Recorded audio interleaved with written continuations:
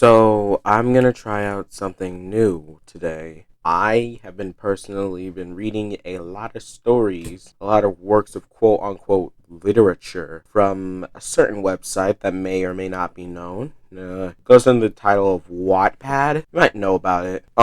And since I really like Pokemon, to satiate the fact that I haven't watched any of the animes since X and Y's final episode, I have been reading these pieces of quote unquote literature. I'm not gonna use the real name. I'm not embarrassed. I'm just yeah. So with that out the way, I'm just this time I'm not reading off of a script at all. I'm just giving my basic thoughts of a story I recently read before I head into some stuff that's more higher quality. I wanted to talk about this. Here we are, FanFiction Review Episode 1, The Promise We Did.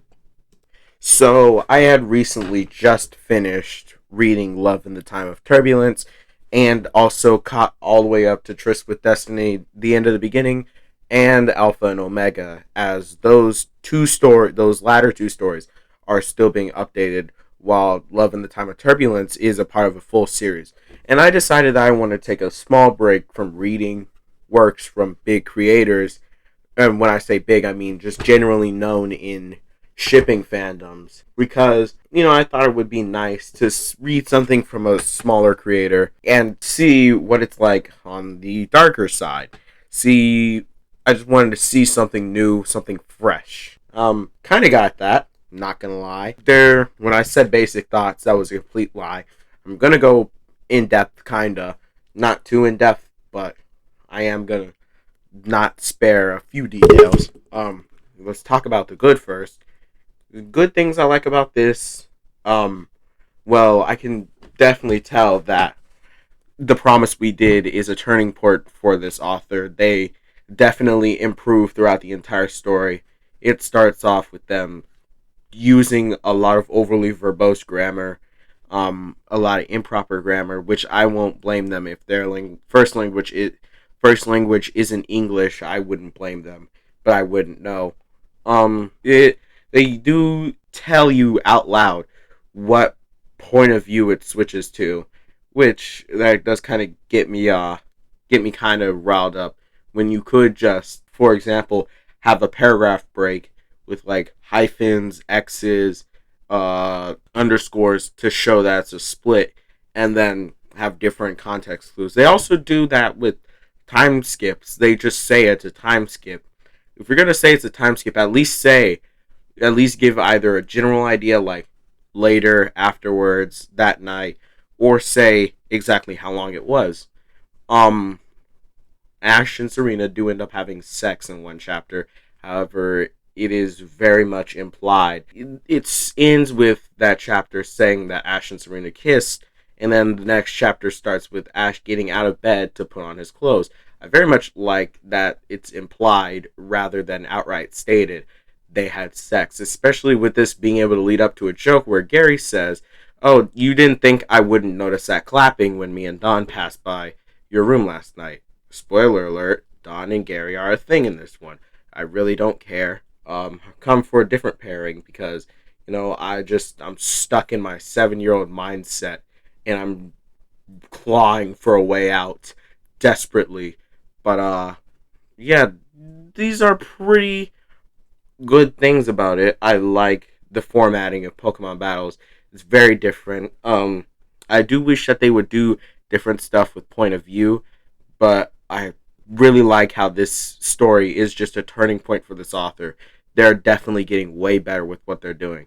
I don't know if the original images are commissioned or if they're drawn them, or if the author drew them themselves.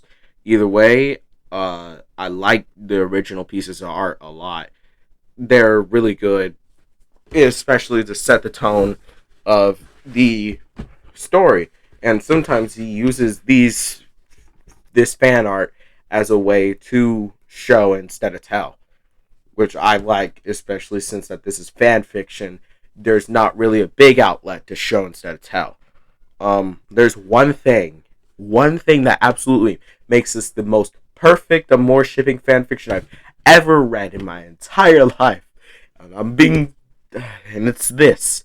It's this comment right here. Oh my god. Just when I read this comment, because right now it's Tuesday, it's Wednesday. I read this comment on Sunday. I bust out laughing. I I was just laughing out loud. I was completely by myself, but I was just I I was doing an alpha laugh. It was very very funny to say the least. Um, you know, I that caught me really off guard. It did. I'm not gonna lie, but I truly did think that that was really funny. Sorry if you left that comment and you're watching this video. You're welcome that I blurred your name out, but I'm super sorry to make fun of you for turning 11. But come on, you should not admit that on this website. You should not admit that on fucking Wattpad that you're 11. Some bad things about the story, very much so. Like I said earlier, overly verbose grammar, the improper grammar, the announcement of time skips and stuff. A lot of the time, it will straight up just say that, like, there's a time skip for a certain amount of years. At the very beginning of the plot, Ash comes home from Kalos getting second. No, he actually comes home from Alola. My bad. He comes from Alola, winning. He's like, I don't want to stay as the champion because, well, I want to travel and be a Pokemon master.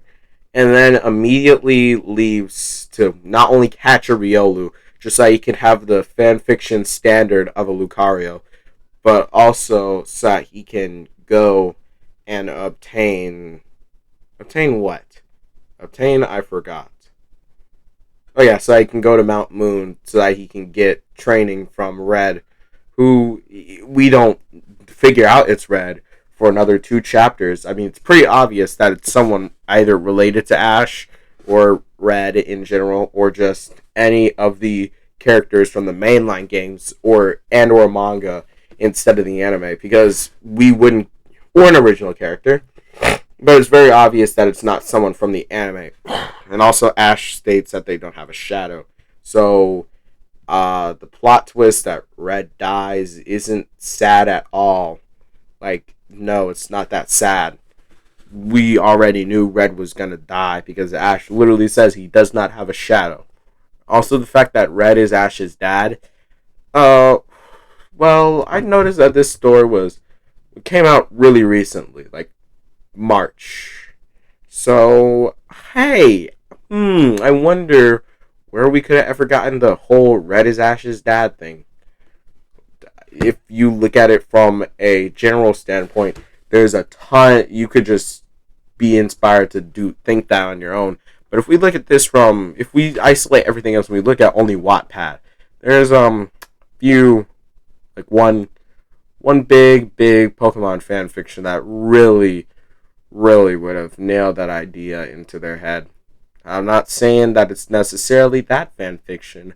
I'm just saying that that's probably the biggest reason why Red ended up being Ash's dad. And also, it was not sad at all to see Red pass away. Another problem, Delia does not react at all to Ash being gone. She's just like, yeah, oh, I understand. You left for 2 years, now you're back. And now you're leaving again? Okay. And then he dies, and he dies at the end of the story. Like, straight up, he takes a hit so that he can help Arceus be Unbound Hoopa. And he just takes one for the team and passes away. He just disappears right out of Serena's lap. Like, his head lands in her lap, and he just poofs out of existence. And we never get to find out what Delia ever thought of this. It's just, oh no, Serena has PTSD, which, I mean, yeah, that's a real after effect of what would have happened. But we never get to find out what Delia thought at all. No, I never read any of the bonus chapters, so if I ever do, that will be its whole separate video. Just want to clarify that now. Anyways, back to what I was saying about this Serena, actually.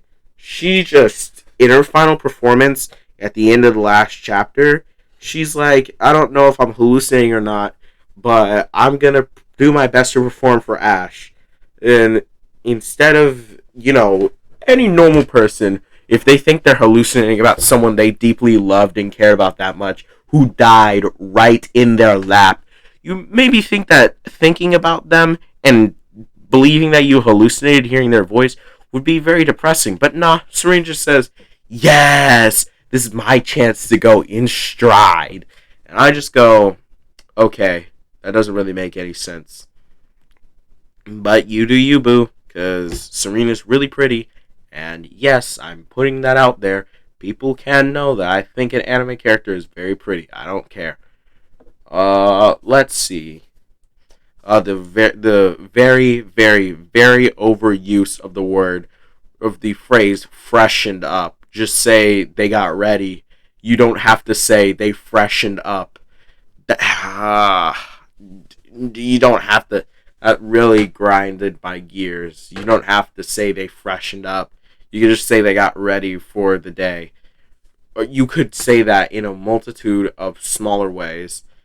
But hey, who am I to talk? I'm not an author. Overall, this story was mediocre as all hell. It could be way better. It could be way worse. I'm not going to say that it was necessarily good, but there were a few plot points that stood out, among others. Really, I didn't get to everything, but there's a lot of plot points that stood out among other stories that I've read. And trust me, I've wasted too much of my life reading fucking fan fiction on this website. So I would know. I would definitely know. Plot points, check. Grammar could be better, but it also could be way, way worse. The story, pretty alright, I would say. Like, when I say the story, plot points are different. I mean, when I say plot points, I'm just talking about like certain twists and turns in the plot and major events, but the story in general, Ash and Serena's promise to stay together forever, and the main conflict. The main conflict is reused from the Hoopa movie, which, yeah. Also, the main conflict really should not exist, because if Giovanni is killed by Hoopa, then what's the point of, if Giovanni's killed by Hoopa, what's the point of Hoopa staying under control? That really should be a non-issue. Hoopa should not still be under control if Giovanni's dead and he doesn't even have the... As a matter of fact, Giovanni gave the prison bottle to his trusted advisor, Andrew, and Andrew killed himself because Giovanni ordered him to under the control of Hoopa. So this should be a non-issue. Giovanni should have been dead a long time ago. But other than that, I really think that this story is very mediocre.